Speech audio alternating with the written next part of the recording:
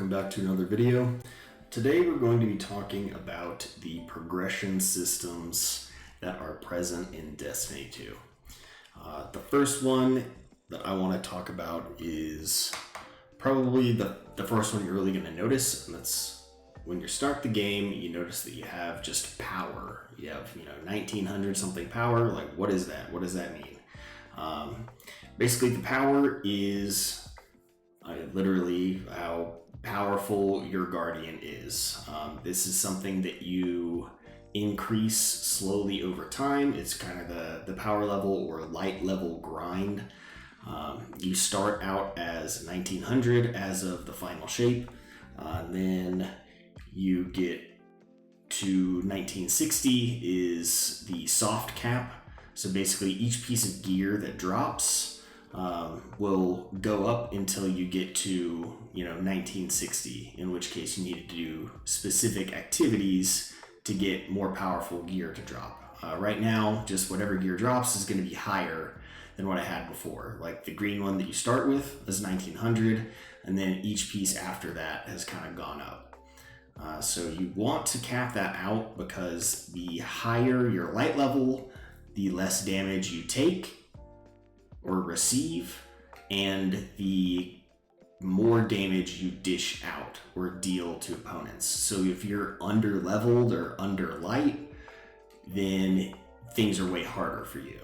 And in a lot of activities, it doesn't even matter. Like you go to, go to Vanguard and go to Vanguard Ops or play a strike. You see the activity cap is like 1965. So not too far off if I actually equip some of my higher light stuff. This is a new account, so I don't have that much. Sorry. Maybe not the best demonstration, but you can equip all of the higher light level gear that you have and basically get to be the highest that you possibly can. If you're just, a few light level under, it's not a big deal, but if you're like 100 under or something like that, then you're in trouble because then you'll just get massacred. The way that you get higher light level things to drop is really just playing the game. But if you go look at Vanguard again, you'll see all these gold medallions hanging out next to all these activity nodes. If you hover over that, and I'm going to hit E to show the challenges, these are the rewards you can get for completing these activities. And you'll see powerful gear is one, and the other is pinnacle gear. Powerful gear is the next tier of reward that you get. So once you get to 1960, then you have to start doing activities that drop powerful gear, and then you'll eventually get up to 2010 or 2010 light level, and then you have to start doing pinnacle activities. That is, activities that drop pinnacle gear.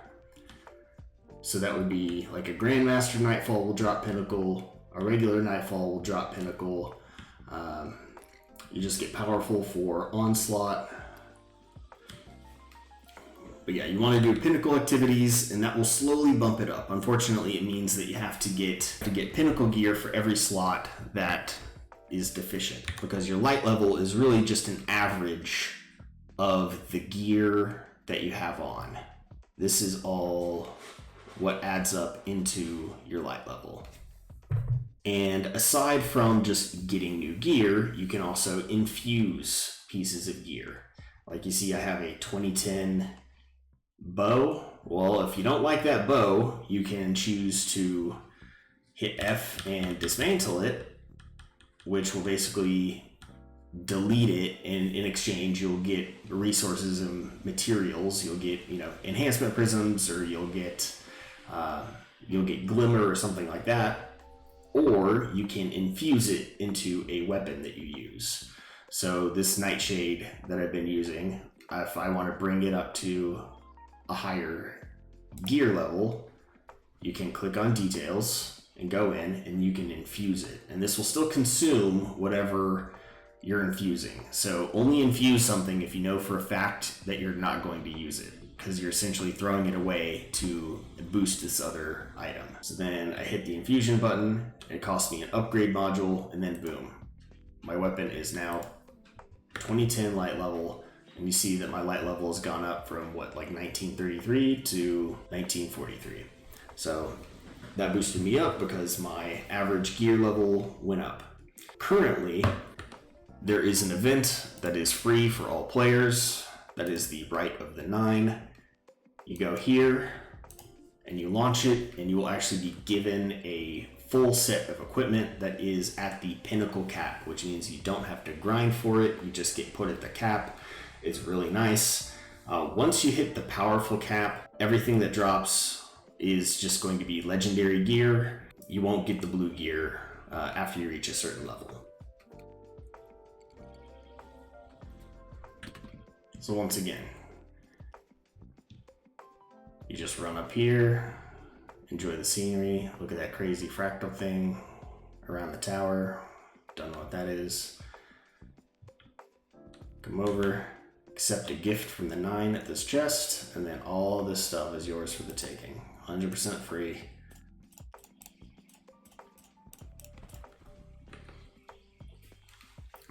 And while we're talking about progression, we can talk about stats.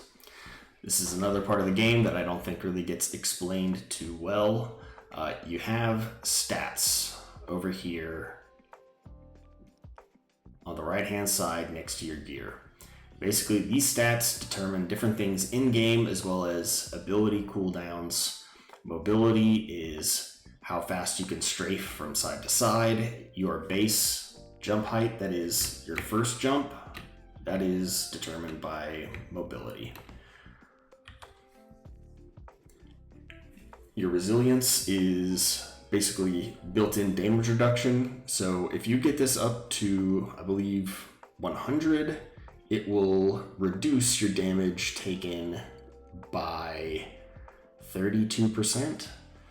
That was a change made back in the Witch Queen when you started getting damage reduction for a high resilience. This is also tied to the Titan's class ability. I forgot to mention that mobility is tied to the Hunter's class ability, which is a dodge that I can't do for you here in this location, so forget that demo. Then you have recovery, which is how fast your shields take to recharge. Usually it takes a few seconds for your shields to actually start coming back after you stop taking damage. Kind of like in Halo, you have to go take cover and not get hit for a second for your shields to come back online. Same deal with this, but if you have a higher recovery stat, then it reduces the amount of time you need to be kind of hidden or out of the action to just a couple of seconds before your shields start to come back. Then you have discipline, and this affects your grenade ability cooldown. Mine is only at tier 1, which is the same as 10. The tiers just go by 10s. So I have a tier 3. I'm just short of 40 by 2 points. And so that's the break point. If I get 2 more points in recovery, then I'll get 40 and my recovery rate will go up that much higher. Then you have intellect. That's how fast your super takes to charge up. Right now I have a super low one, so it takes me almost 12 minutes for my super to come online just at base. And then I have strength, and my melee comes back after 30 seconds, or 33, which is pretty decent. So how do you increase these? Well, every piece of armor has corresponding stats.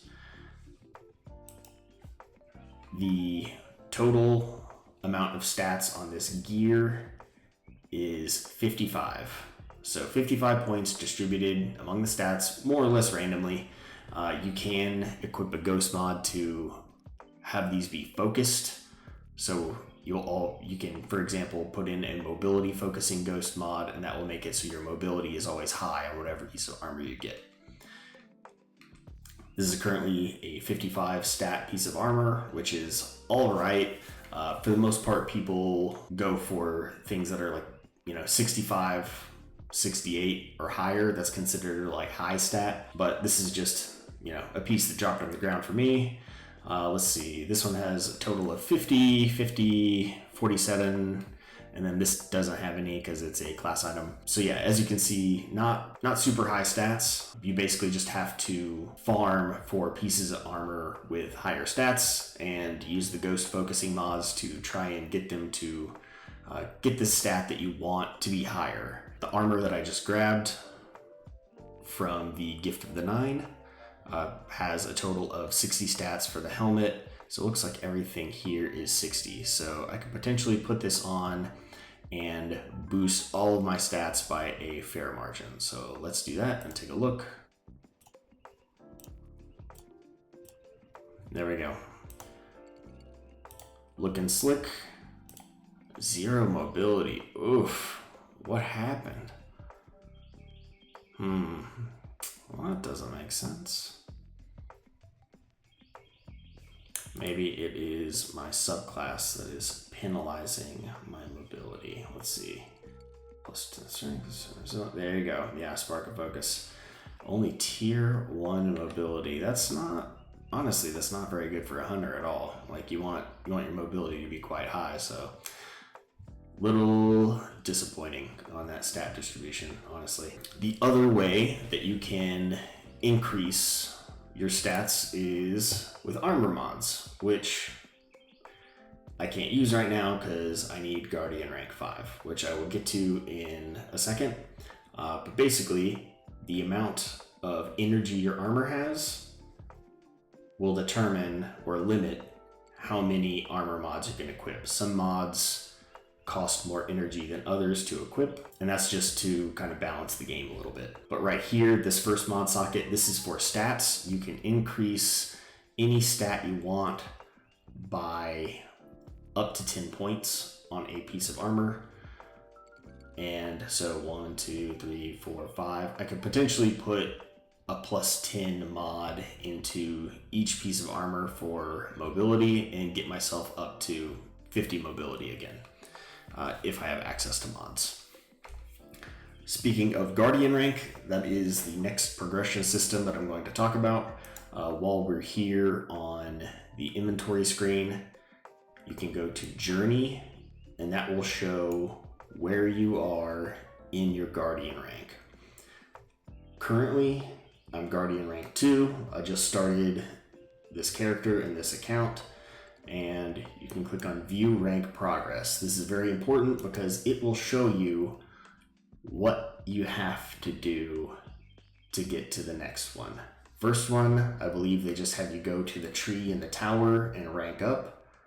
And then for number 2, you complete a Guardian Rises, which is just the very basics. That's the one where you join in, you talk to Shao Han, you fight Navoda if you choose to do that. And now to get to rank 3, I have this list of things to do. So first is Transmigration, which is the Pale Heart mission, which I can show you here. You go to the destinations, and then there's the Pale Heart.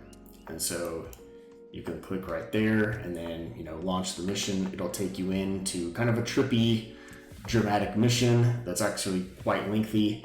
And that will take care of your first task for Guardian rank. Next is Point of Contact. That's at the end of the Pale Heart mission where you speak to the destination vendor. I won't say who it is for spoilers. Next, you have to do activities in the EDZ, or the European Dead Zone.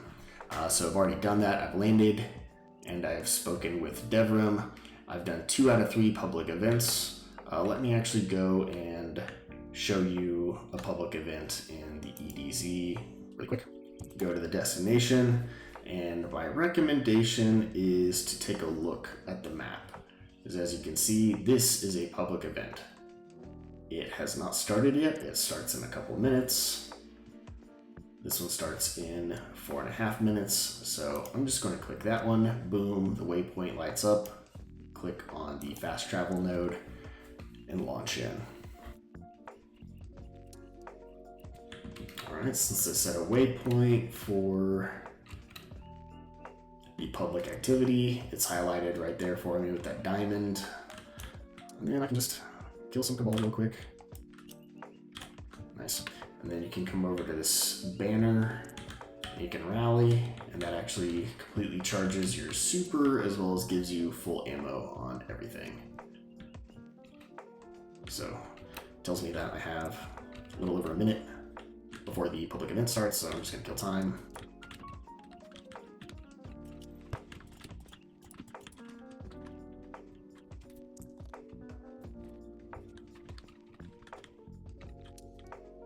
There we go. All right. So time's up. The public event's about to start. Looks like this is a Taken Blight event. And you will see there are going to be multiple sort of hemispheres of darkness that form. And there are bad guys that we need to defeat and things that we need to shoot. So let's go take care of it. So yeah, just shoot the balls of darkness. Alright, yeah, we got someone else participating. That's cool.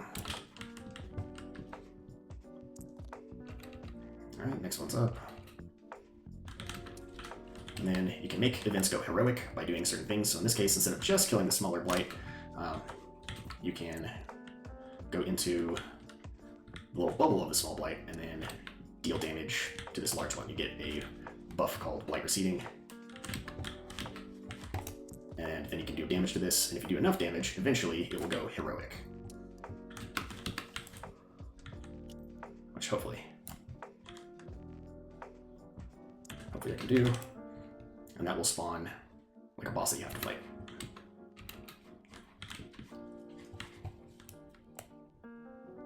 So I'm gonna use all my heavy ammo, just trying to get this thing to go heroic. Just kind of annoying.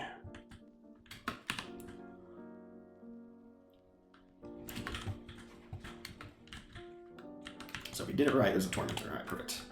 And then you fight him basically by shooting his shoulder pads. I picked the wrong super for this.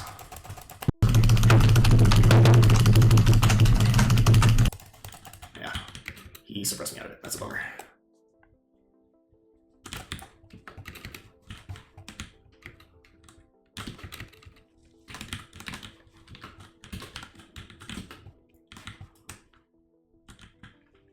There we go.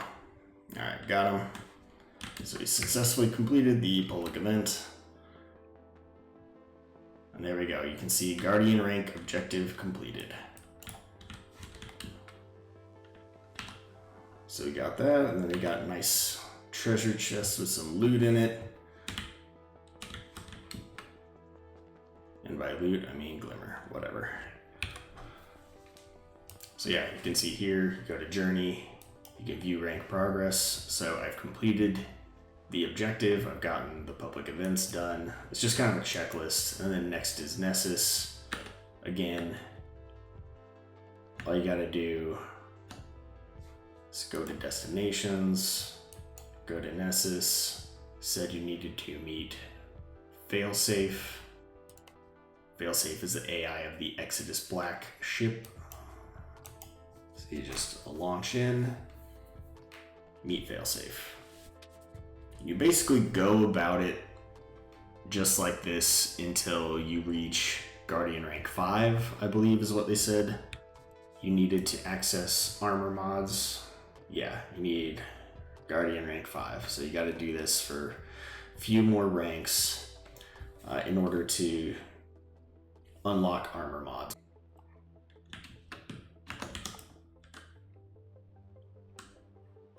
So yeah, you can just spawn your Sparrow, come up here. Looks like a bunch of other people have gone to talk to Failsafe.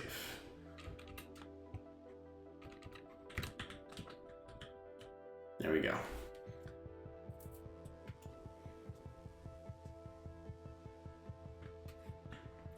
And then I'm not particularly interested in the quest that Failsafe had. I'm really just trying to kind of power through the Guardian ranks. So let's see, gotta do 2 lost sectors on Nessus and complete patrols. Okay. So patrols are basically just little objectives that you can do in the worlds. Right here, there's a little node, there's a little pyramid. Just do start control, and it tells you. So yeah, collect supplies, which basically I think means shoot enemies, and occasionally they will drop something that you can collect. There we go, finally got one. Yeah, it just took a while for it to actually get one to drop. Alright, so I was right. You just gotta kill enemies.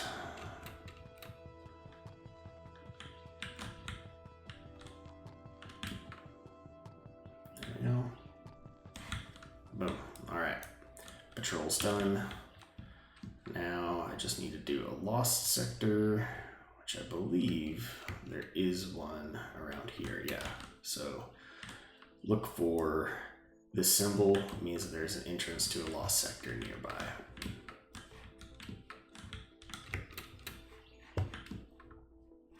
And so I don't quite remember where it is. I'm going to open up the map. See, it looks like I just need to turn to the right a little bit. There we go. So yeah, it's usually like some little nook, and then deep inside the planet, you got like a whole little level down here. So yeah, you run through, kill the enemies, kill the mini boss. Yeah, there you go. Found a lost sector. Dangerous areas where powerful combatants guard chests of loot. Whenever you see the symbol out in the world, it means there's a lost sector entrance nearby. Just as I said.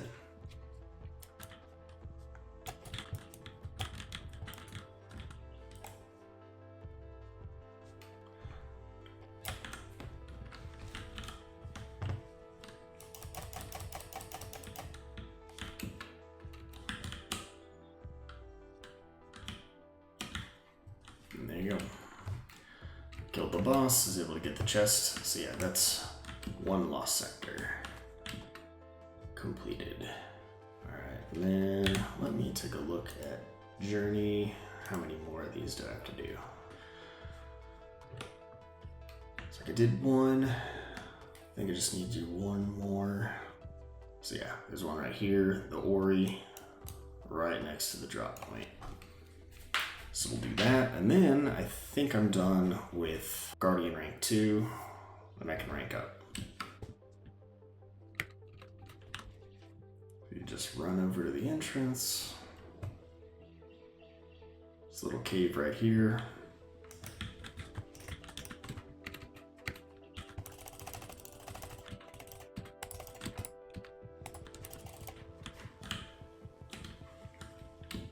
And then boom. Easy as that. Don't know why I keep opening up destinations. Alright. Go here. There you go. Boom. Got that done. So now I am ready to go to the ancient tree. And this is how you rank up your guardian rank. As you can see, the tree is glowing. Look at that, beautiful beckoning. You get like fireworks. Amazing. And then some of these you just kind of get credit for. So I guess I already got aspects and fragments from Ikora. So yeah, you can go in, go to journey again, take a look at your rank progress. So yeah, light subclass, boom. Already got that. Good to go. So I already got Glimmer. So yeah, I need to get enhancement cores, purchase weapons from the gunsmith, and then apply shaders and upgrade my ghost. Okay.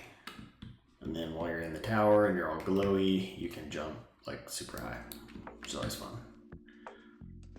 Yeah, go to Banshee.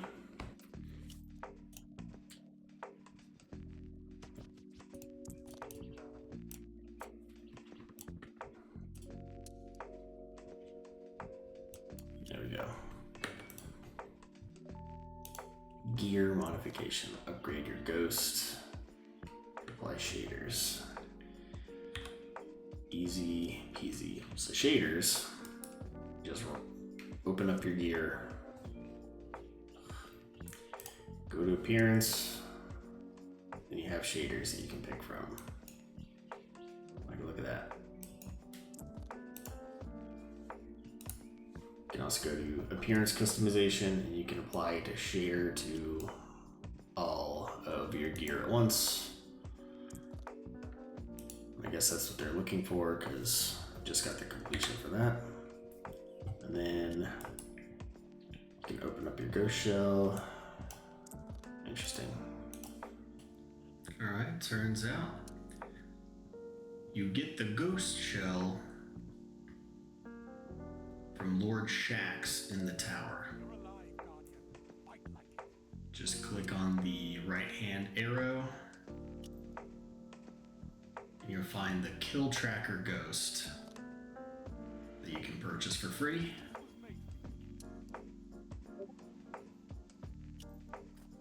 And then you just equip it, slot in a mod. There you go.